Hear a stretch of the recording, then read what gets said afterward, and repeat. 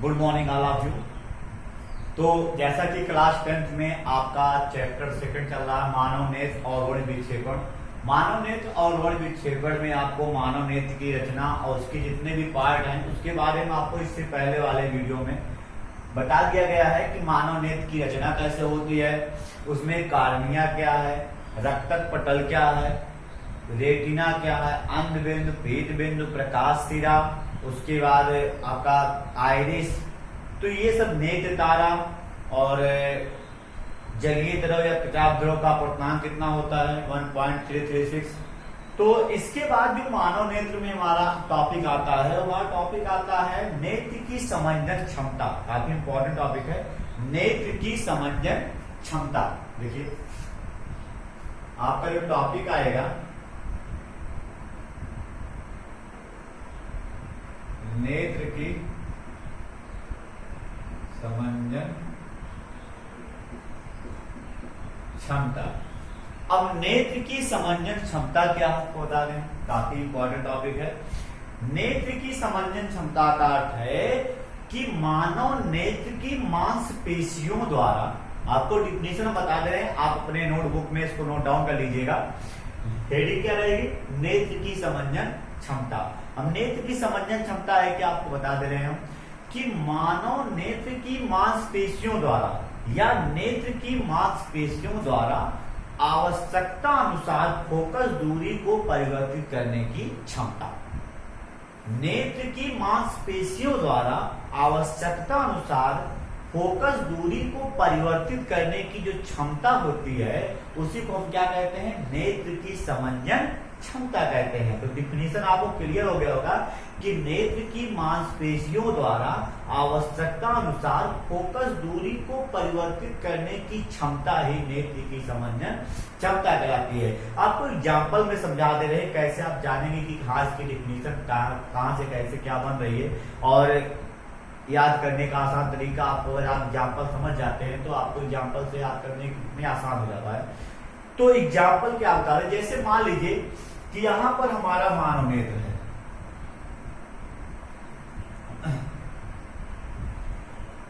ये हमारा मानव नेत्र हो गया। यहां पर एक वस्तु है और यहां पर एक वस्तु है। तो जब वस्तु आपकी यहां पर थी तब भी वस्तु का प्रतिबिंब स्पष्ट बन रहा था। अगर वस्तु को हम यहां से हटाकर कहां कर दें, यहां पर कर दें, तब भी वस्तु का प्रतिबिंब स्पष्ट बन रहा है। अगर हम इसको यहां से उठाकर यहां पर कर दें तब भी वस्तु का प्रतिबिंब स्पष्ट बन रहा है। इसका मतलब जैसे आप क्लास में बैठे हैं, मान लीजिए कि आपको क्लास में आगे खड़ा कर दिया गया तो पहले सीट पे जो स्टूडेंट है वो भी आपको दिखाई देगा, स्पष्ट दिखाई देगा। दूसरी सीट का जो स्टूडेंट है वो भी आपको स्पष्ट दिखाई देगा। तीसरी सीट का जो स्टूडेंट है वो भी आपको स्पष्ट दिखाई देगा। इसका मतलब क्या है कि आपका नेत्र तो एक स्थान पे स्थिर है, लेकिन वह आवश्यकता अनुसार, अगर आपको पहले सीट की व्यक्ति को देखना है तो फोकस दूरी कम दूरी, तो फोकस कम दूरी पर होगा। अगर आपको दूसरी सीट की स्टूडेंट को देखना है तो फोकस उससे थोड़ा ज्यादा दूरी पर हो जाएगा। अगर आपको तीसरी सीट के स्टूडेंट को देखना है तो फोकस उससे भी ज्यादा दूरी पर हो जाएगा।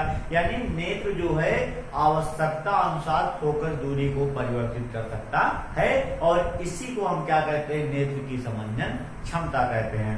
अब नेत्र की समंजन क्षमता के बाद जो हमारा दूसरा टॉपिक आता है वो हमारा दूसरा टॉपिक आता है दृष्टि दोष।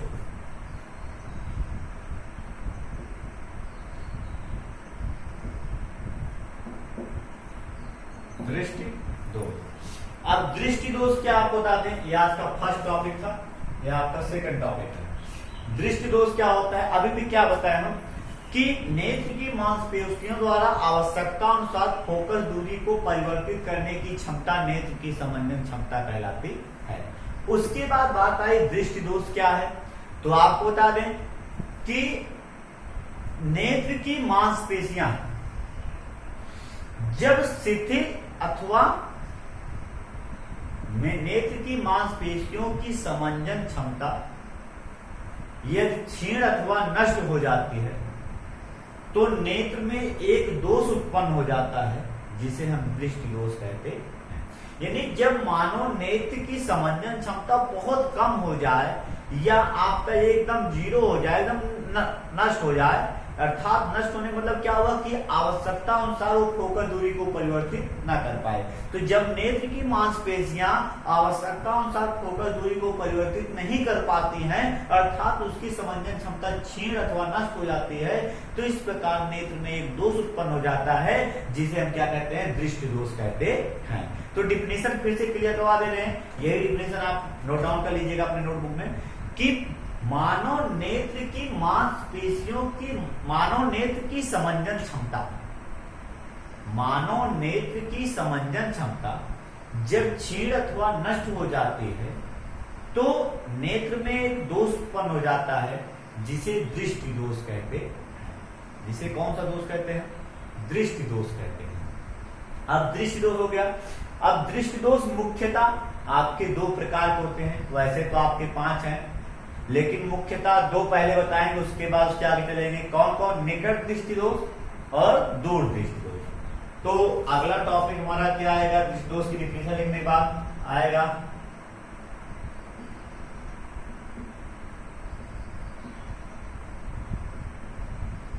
दृष्टि दोष के प्रकार। तो दृष्टि दोष के प्रकार पहला क्या बता दिया आपको,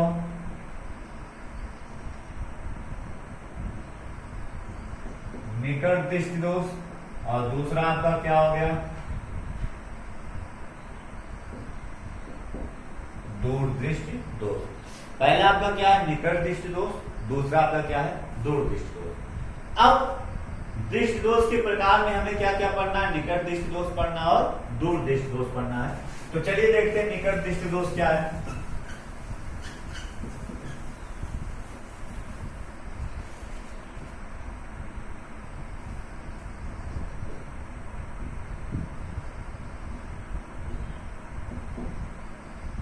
तो हमारी हेडिंग क्या है, अगली हेडिंग हमारी क्या है, निकट दृष्टि दोष। अब निकट दृष्टि दोष क्या आप बता रहे हैं, हम काफी समय है। तो निकट दृष्टि दोष किसे कहते हैं, आप बता रहे हैं कि वह दृष्टि दोष जिसमें निकट की वस्तुएं तो स्पष्ट दिखाई देती हैं, परंतु दूर की वस्तुएं स्पष्ट नहीं दिखाई देती हैं। आप याद रखिएगा, अगर निकट दृष्टि दोष है तो निकट की वस्तु स्पष्ट दिखाई देगी, दूर की वस्तु स्पष्ट नहीं दिखाई देगी। अगर दूर दृष्टि दोष है तो दूर की वस्तु स्पष्ट दिखाई देगी और निकट की वस्तु स्पष्ट नहीं दिखाई देगी। तो निकट दृष्टि दोष किसे कहते हैं, डिफिनेशन सुन लीजिएगा कि वह दृष्टि दोष जिसमें निकट की वस्तुएं तो स्पष्ट दिखाई देती हैं, परंतु दूर की वस्तुएं स्पष्ट नहीं दिखाई देती हैं, निकट दृष्टि दोष कहलाता है। वह दृष्टि दोष जिसमें निकट की वस्तुएं स्पष्ट दिखाई देती हैं, परंतु दूर की वस्तुएं स्पष्ट नहीं दिखाई देती हैं, निकट दृष्टि दोष कहलाता है। और वह दृष्टि दोष जिसमें दूर की वस्तुएं स्पष्ट दिखाई देती हैं, परंतु निकट की वस्तुएं स्पष्ट नहीं दिखाई देती हैं, दूर दृष्टि दोष कहलाता है। तो जिस प्रकार का दोष होगा वो वस्तुएं स्पष्ट दिखाई देंगी, और जिस प्रकार का दोष नहीं होगा वो वस्तुएं स्पष्ट नहीं दिखाई देंगी। जैसे निकट दृष्टि दोष है तो निकट की वस्तुएं स्पष्ट दिखाई देंगी, दूर की वस्तुएं स्पष्ट नहीं दिखाई देंगी। और दूर दृष्टि दोष है तो दूर की वस्तुएं स्पष्ट दिखाई देंगी, निकट की वस्तुएं स्पष्ट नहीं दिखाई देंगी।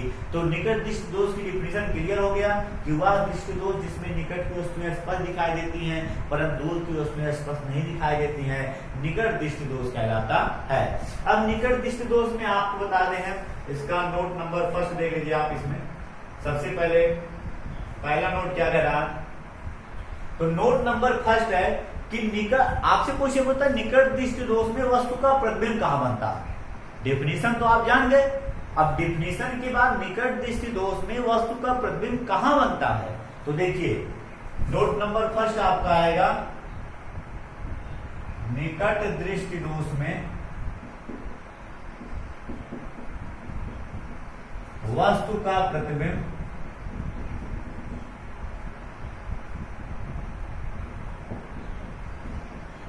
रेटिना से पहले बनता है। कहां बनता है आपका, रेटिना से पहले बनता है। निकट दृष्टि दोष में वस्तु का प्रतिबिंब कहां बनता है, रेटिना से पहले बनता है। फिगर भी देख लीजिए आप,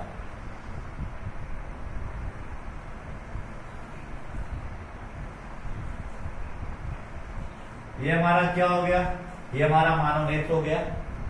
मानव नेत्र के बाद हम देख रहे हैं कि यहां से प्रकाश क्या चलेगी,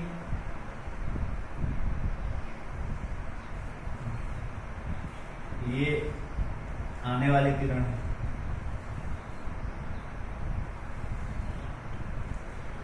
और ये अपवर्तित किरण लेंस है, और इसे हम क्या कहते हैं, रेटिना कहते हैं। तो क्या देख रहे हैं, ये आपका क्या है, तो निकट दृष्टि दोष में वस्तु का प्रतिबिंब कहां बनता है, रेटिना से पहले बनता है। याद रखिएगा, निकट दृष्टि दोष में वस्तु का प्रतिबिंब कहां बनता है, रेटिना से पहले बनता है। पहले आप नोट नंबर फर्स्ट लिख के उसका फिगर भी आप बना लेंगे। निकट दृष्टि दोष में वस्तु का प्रतिबिंब रेटिना से पहले बनता है। नोट नंबर सेकंड क्या है, देखिए आप,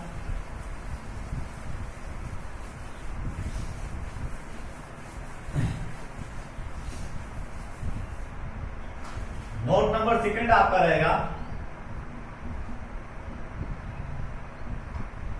नोट नंबर सेकंड है कि निकट दृष्टि दोष के निवारण के लिए किस प्रकार के लेंस का प्रयोग करते हैं। निकट दृष्टि दोष की निवारण के लिए चश्मे में किस प्रकार के लेंस का प्रयोग करते हैं। तो निकट दृष्टि दोष के निवारण के लिए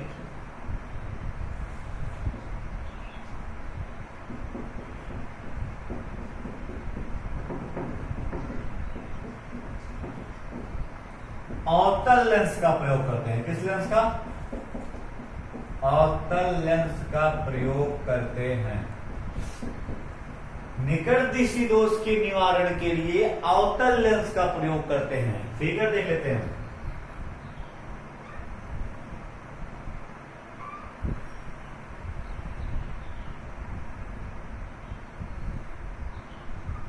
यहां पर आपका कौन सा लेंस लगा देंगे, अवतल लेंस लगा देंगे। देख लीजिए, सबसे पहले हम क्या देखेंगे कि यहां से प्रकाश की किरणें चल रही हैं, ये वैसे तो ये कहां जाती, वैसे तो अगर ये अवतल लेंस ना होता तो ये इस प्रकार जाती है, और यहां से ये रेटिना से पहले बन जाती।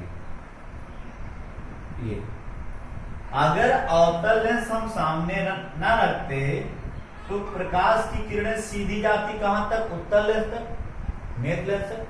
फिर यहां से जब अपवर्तित होती कहां बनती, रेटिना से पहले बन जाती। लेकिन इसके निवारण के लिए हम कौन सा लेंस लगाते हैं आगे, अवतल लेंस। अवतल लेंस हम जानते हैं अपसारी लेंस है।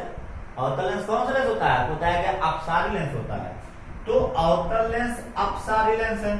इसका मतलब है कि प्रकाश की किरणें जो होती हैं वो फैलती यहां से यहां पर, यहां ना होकर ये यहां पर। अब यहां से जब ये अपवर्तित होती है, फिर ये क्योंकि हम जानते हैं उत्तल लेंस अभिसारी लेंस है, तो जब ये अपवर्तित होती है तो कहां बनती है, रेटिना पर बनती है। और रेटिना पर जब प्रतिबिंब बन जाता है तो स्पष्ट दिखाई देता। तो ये क्लियर हो गया कि निकट दृष्टि दोष की निवारण के लिए किस प्रकार के लेंस का प्रयोग करते हैं, अवतल लेंस का प्रयोग करते हैं। क्लियर। निकट दृष्टि दोष में वस्तु का प्रतिबिंब कहां बनता है, रेटिना से पहले, और जब इसके आगे हम चश्मे में अवतल लेंस लगा देते हैं तो प्रतिबिंब कहां बन जाता है, रेटिना पर, अर्थात दोष दूर हो जाता है। तो निकट दृष्टि दोष के निवारण के लिए अवतल लेंस का प्रयोग करते हैं। इसके बाद देखते हैं अगला टॉपिक हमारा क्या है। अगला टॉपिक हमारा आएगा दूर दृष्टि दोष। दूर दृष्टि दोष में आपको बता दें डेफिनेशन आपकी सेम रहेगी, थोड़ा अंतर रहेगा।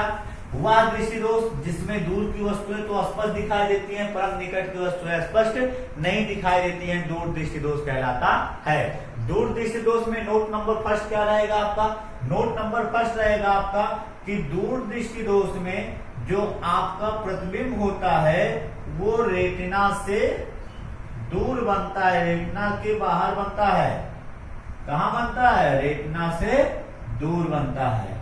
निकट दृष्टि दोष में वस्तु का प्रतिबिंब रेटिना से पहले बनता है और दूर दृष्टि दोष में वस्तु का प्रतिबिंब रेटिना से दूर बनता है। तो आप नोट नंबर फर्स्ट डाल के लिख लेंगे कि दूर दृष्टि दोष में वस्तु का प्रतिबिंब रेटिना से दूर बनता है और फिगर बना लेंगे।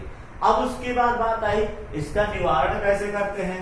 तो निकट दृष्टि दोष के निवारण के लिए अवतल लेंस का प्रयोग करते थे और दूर दृष्टि दोष के निवारण के लिए हम उत्तल लेंस का प्रयोग करते हैं। यानी ये हमारा मानव नेत्र हो गया और उसके बाद इसके आगे हम क्या करते हैं, उत्तल लेंस लगा देते हैं। यहां से प्रकाश किरणें चलती हैं, पहले ये अभिसरित होंगी, यहां पहुंच जाएंगी, फिर ये अभिसरित होंगी और कहां पहुंच जाएंगी, रेटिना पर पहुंच जाएंगी। तो कहने का मतलब है कि दूर दृष्टि दोष के निवारण के लिए उत्तल लेंस का प्रयोग करते हैं और निकट दृष्टि दोष के निवारण के लिए अवतल लेंस का प्रयोग करते हैं। दूर दृष्टि दोष में वस्तु का प्रतिबिंब रेटिना से दूर बनता है, पीछे बनता है, और निकट दृष्टि दोष में वस्तु का प्रतिबिंब रेटिना से पहले बनता है। निकट दृष्टि दोष में निकट की वस्तुएं स्पष्ट दिखाई देती हैं, दूर की वस्तुएं स्पष्ट नहीं दिखाई देती हैं, और दूर दृष्टि दोष में दूर की वस्तुएं स्पष्ट दिखाई देती हैं, निकट की वस्तुएं स्पष्ट नहीं दिखाई देती हैं।